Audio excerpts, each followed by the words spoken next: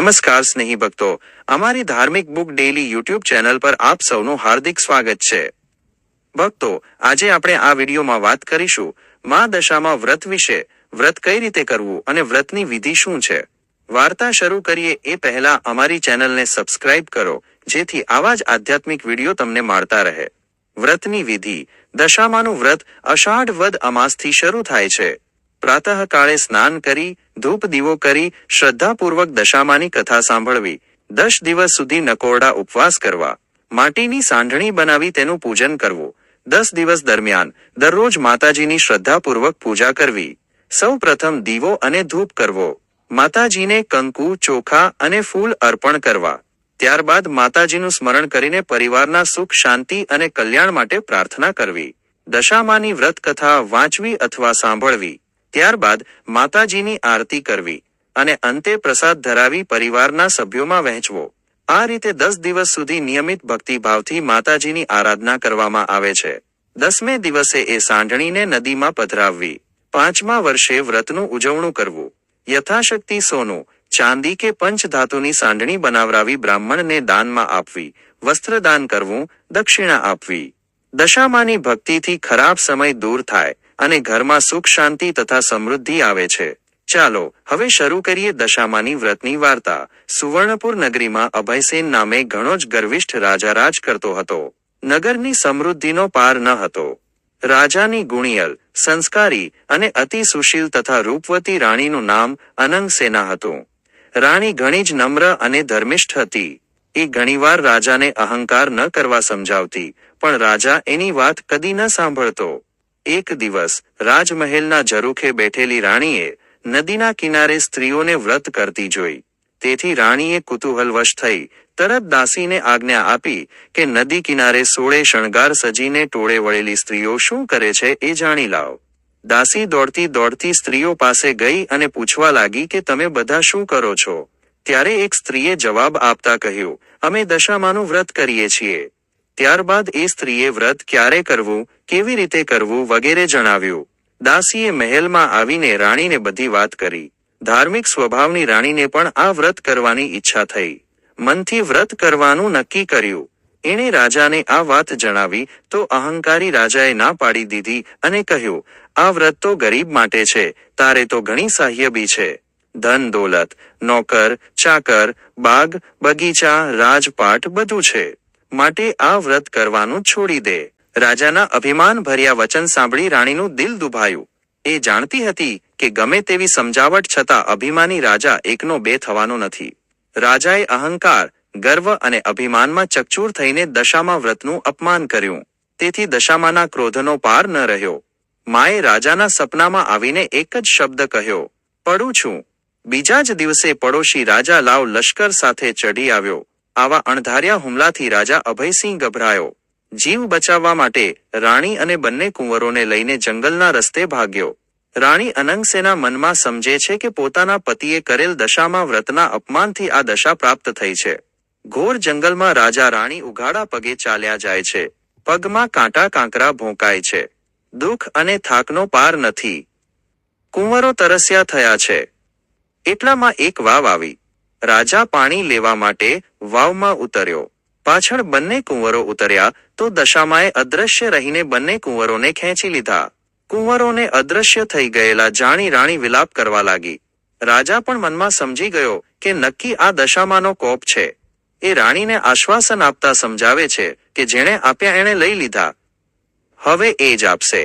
રુદન કરતી રાણીને સમજાવતો રાજા આગળ ચાલ્યો। થાકના લીધે બંનેના પગ ઘસડાય છે। પગમાં વેઢા વેઢાના કાંટા ભોંકાઈ ગયા છે, તેથી પીડાનો પાર નથી। રસ્તામાં એક વાડી આવી। રાજાને થયું કે હાશ, 2 ઘડી વસામો તો મળશે।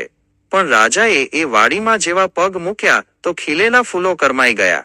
વાડીનો માળી વિચાર કરવા માંડ્યો કે નક્કી આ માણસ પાપી પગલાનો છે, તેથી માળી લાકડી લઈને રાજાને મારવા દોડ્યો। રાજા રાણી માંડ બચીને ભાગ્યા। જીવનથી હતાશ થઈ ગયેલા ભિખારી જેવી હાલતમાં બંને એક નગરમાં આવ્યા। એ નગર રાજાની બહેનનું હતું। રાજાને આશા હતી કે બહેન જરૂર આશરો આપશે। એણે પાદરેથી પોતાની બહેનને સંદેશો મોકલ્યો કે તેનો ભાઈ આવ્યો છે। બહેને પોતાના ભાઈને સોનાની ગાગરમાં સુખડી મોકલાવી અને સાથે સોનાની સાંકળી મૂકી. પણ સોનાની ગાગર પિત્તળની બની ગઈ, સુખડી ઈંટના કટકા બની ગઈ અને સોનાની સાંકળીના બદલે ફૂંફાડા મારતો કાળો નાગ નીકળ્યો.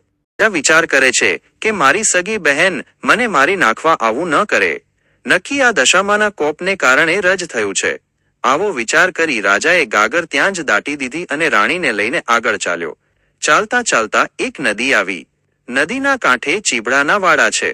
રાજા બે હાથ જોડીને વાડાના માલિકને કરગરવા લાગ્યો કે ભાઈ, 7 દિવસના ભૂખ્યા છીએ, દયા કરીને એક ચીભડું આપ.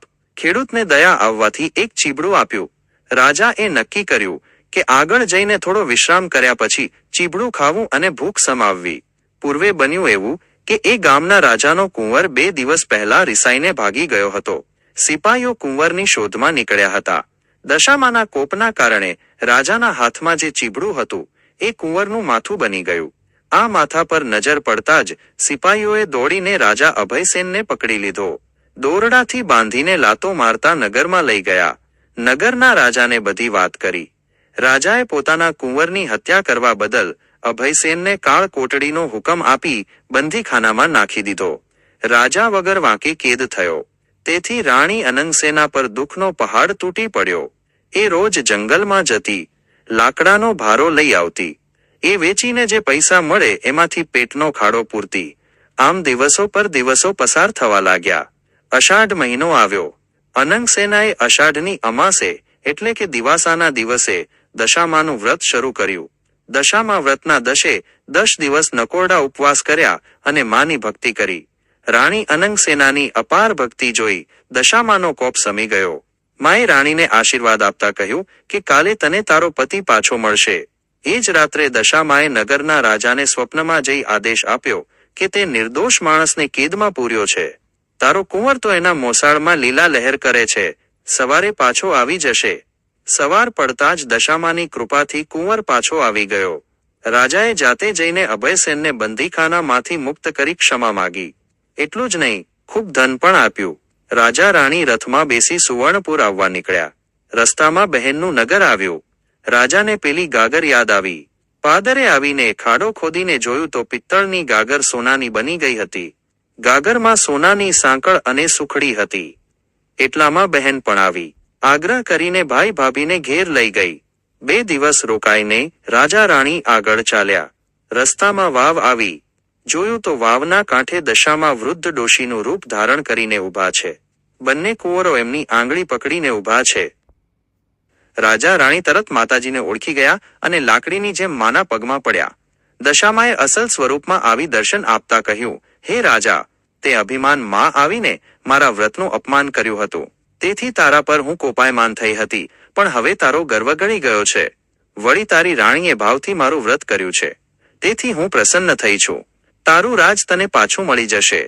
મામા કરતો રાજા અભયસેન દશામાના પગમાં આળોટી પડ્યો અને બોલ્યો, માં, હે દયાળી, કળિયુગમાં તમારી કારમી કસોટીમાંથી કોઈ પાર ઉતરી નહીં શકે, માટે આવો કોપ કદી ન કરશો. દશામાં મીઠું મધુર હાસ્ય વેરતા બોલ્યા, તારી વાત કબૂલ કરું છું. કળિયુગમાં જે કોઈ મારી કથા સાંભળશે કે સંભળાવશે તેની દશા સદા સારી રહેશે. આમ કહી દશામાં અદૃશ્ય થઈ ગયા. રાજા રાણી બંને કુંવરો સાથે પોતાના રાજ્યમાં આવ્યા. અભયસેનના સેનાપતિએ પડોશી રાજાને હરાવીને રાજ પાછું મેળવ્યું હતું. રાજા રાણી આનંદપૂર્વક દિવસો પસાર કરવા લાગ્યા. હે દશામાં, જેવા રાજા રાણીને ફળ્યા તેમ વ્રત કરનાર સર્વને ફળજો. જય દશામાં.